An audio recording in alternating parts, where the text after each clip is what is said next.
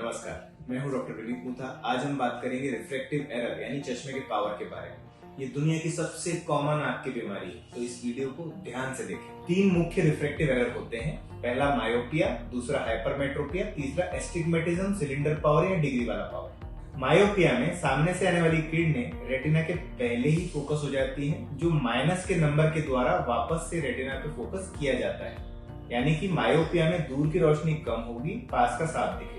Hypermetropia में पास से आने वाली किरणें रेटिना के पीछे फोकस हो जाती हैं, जिस वजह से पास का धुंधला दिखता है और दूर का साफ दिखता है।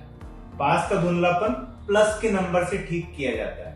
प्रेसबायोपिया से कंफ्यूज ना हो। प्रेसबायोपिया एक अलग बीमारी है जो उम्र के साथ आती है, यानी 40 के बाद आंख के लेंस की कमजोरी की वजह से पास का कम दिखना। तीसरी एस्टिग्मेटिज्म। एस्टिग्मेटिज्म यानी सिलेंडर पावर यानी डिग्री वाला power.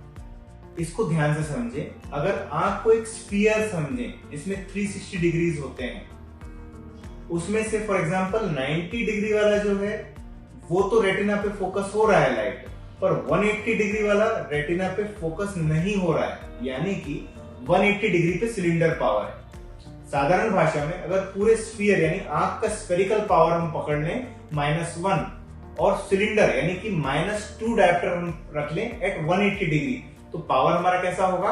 -1 dioptre sphere and -2 dioptre cylinder eight 180 degree.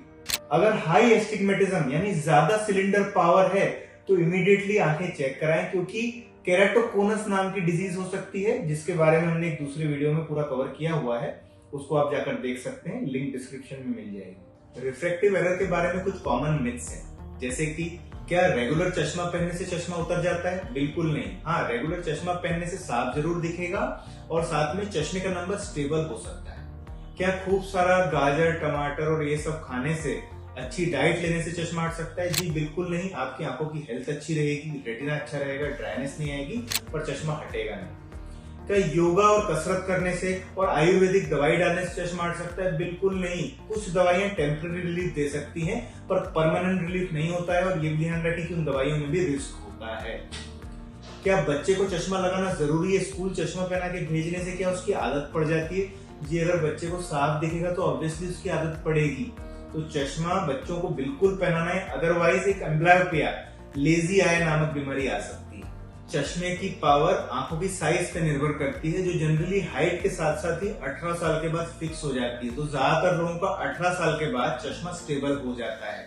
कुछ लोगों को 21 साल भी लगता है और कुछ लोगों को 23-24 साल भी लगता है, बट उसके बाद 99% लोगों का चश्मा स्टेबल हो जाता है, अनलेस एंड अनटिल कोई बीमारी है। चश्मे का नंबर जो रहता है वो आंखों की साइज पे निर्भर करता है। जैसे कि छोटी आंखें जिनकी है उनको हाई चांस है कि प्लस में पावर रहेगा, जिनकी आंखें साइज में बड़ी हैं हाई चांस है कि उनको माइनस में पावर रहेगा, और जिनकी कॉर्निया का कर्वेचर थोड़ा डिफरेंट है तो उनको चांस है कि सिलेंडर डिग्री वाला पावर रहेगा। अब इस वीडियो के सबसे जरूरी पार्ट पे हम आए हैं। हमारे बच्चे का चश्मा रेगुलर बढ़ता जा रहा है, क्या हम इसको रोक सकते हैं? जी बिल्कुल। आज के जमाने में एक आई ड्रॉप आई है, एट्रोपिन 0.01%, जिससे आप नंबर की बढ़ोतरी रोक सकते हो। ये दवाई बिल्कुल सेफ है, रोज एक बार डाली जाती है, और ये ध्यान रखें इसका परसेंटेज 0.01% ही लेना है, 1% वाली नहीं लेना है, वो एक दूसरी आई ड्रॉप है। इसको डालने का तरीका ये रहता है, रोज एक बार आप 2 साल तक डाल सकते हैं। फिर स्टेबिलिटी चेक करने के लिए क्या नंबर स्टेबल हुआ है, तो बिना डाले 1 साल हम आपके बच्चे को रखते हैं। अगर फिर भी बढ़ रहा है तो फिर से हम 2 साल इसको डालते हैं। अभी और जो लेटेस्ट इसका 3rd स्टडी हो रही है इसकी, उसका रिजल्ट आना अवेटेड है, हम सब उसका वेट कर रहे हैं। वो पब्लिश होते ही मैं आपको इस बारे में भी नॉलेज दूंगा।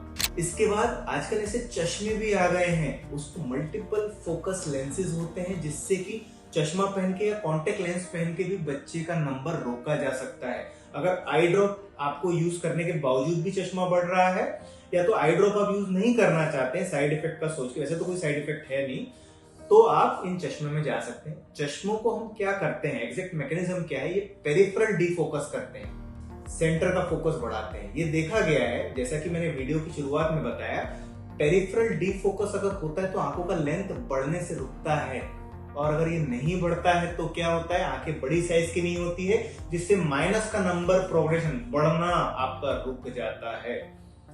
कुछ ग्लासेस के नाम भी जाइस कंपनी बना रही है, होया कंपनी ये बना रही है, नाम आपको कई सारे मिल जाएंगे, पर हाँ ये महंगे चश्मे होते हैं, तो पहले बाकी पद्धति इस्तेमाल कर लें, उसके बाद ही इन चश्मों पे आए।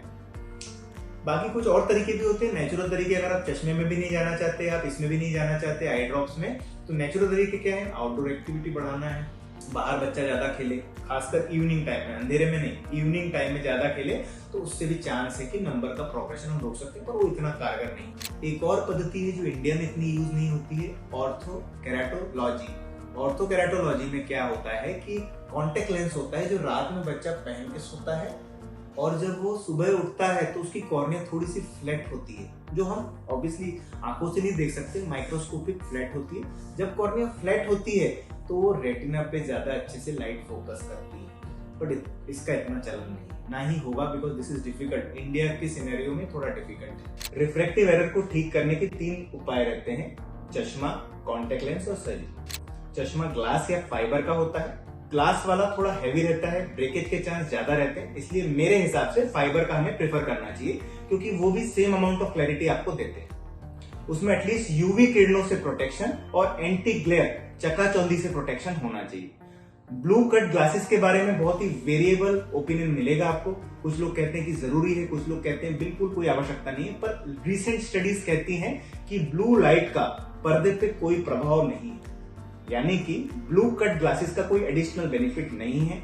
कॉन्टेक्ट लेंस 2 प्रकार के होते हैं, एक्सटेंडेड वेयर या डेली डिस्पोजेबल। एक्सटेंडेड वेयर वो होते हैं जो आप लंबे समय तक यूज कर सकते हो, उसको एक डब्बी में कैरी करना पड़ता है, जिसमें फ्लूइड आपको बार बार बदलना पड़ता है। सुबह आप लगा सकते हैं हाथ धो के, शाम को जब हाथ धो के निकालेंगे तो उस डब्बी में वापस रखें, पर गलती से आपने अगर फ्लूइड बदलने में देरी करी या कुछ हाइजीन नहीं रखा तो वो डिब्बी भी इन्फेक्टेड हो सकती है। तो बेसिकली उनसे बेहतर है मेरी नजरों में डेली डिस्पोजेबल कॉन्टेक्ट लेंसेज। सुबह लगाया, शाम को फेंक दिया, फिर नया पैकेट खोल लिया। ओवरऑल हमें लगता है कि यार मल्टीपल कॉन्टेक्ट लेंस तो खर्चा ज्यादा होगा, बट ऐसा नहीं है। जितना ऑलमोस्ट एक्सटेंडेड वेयर आपका 3 महीने 4 महीने चलता है, उसका जो कॉस्ट होता है वो 3-4 महीने के डेली डिस्पोजेबल लेंसेज का भी सेम रहता है। बट अगर आपको रोज कॉन्टेक्ट लेंस लगाने की इच्छा है तो मेरे हिसाब से वो सही उपाय नहीं है, उतना हाइजीन इंडिया में मेंटेन नहीं कर पाते हैं, तो इसके लिए उससे बेटर है कि हम ऑपरेशन में जाएं। अब ऑपरेशन अपने आप में एक बहुत ही बड़ा टॉपिक है, जो मैं पूरी तरह से दूसरे वीडियो में कवर करूंगा।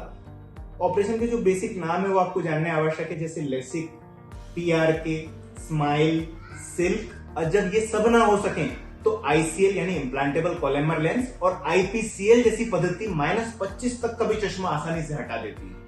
अपने लिए जो चश्मा हटाने का प्रोसेस है वो ध्यान से चुने, अपने एक्सपेक्टेशंस के अनुसार चुने और अपने डॉक्टर से डिटेल में डिस्कस करके चुने।